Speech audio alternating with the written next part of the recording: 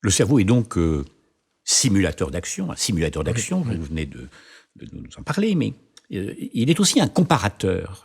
Si on prend le skieur, par exemple, qui non seulement peut simuler l'action, d'ailleurs on le voit avant de descendre une piste, hein, et en même temps, un comparateur, à chaque phase finalement de la descente, il y a aussi des adaptations, des prédictions et des adaptations aux situations. Non, c'est pire que ça. C'est-à-dire qu'il n'y a pas le temps de passer son temps. On ne peut pas, en permanence, prendre des informations sensorielles, les traiter.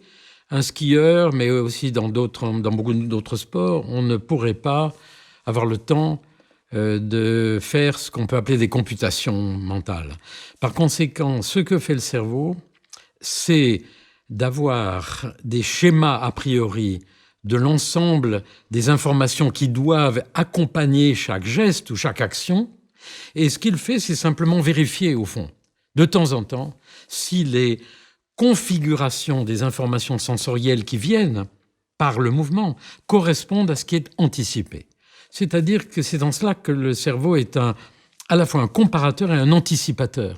Et d'ailleurs, c'est à ça que sert à la fois l'entraînement, et pour les skieurs, mais aussi pour d'autres disciplines. C'est vrai, je pense, pour les athlètes qui font la gymnastique, ou c'est vrai pour l'escalade. C'est sans doute à cela que sert l'entraînement mental.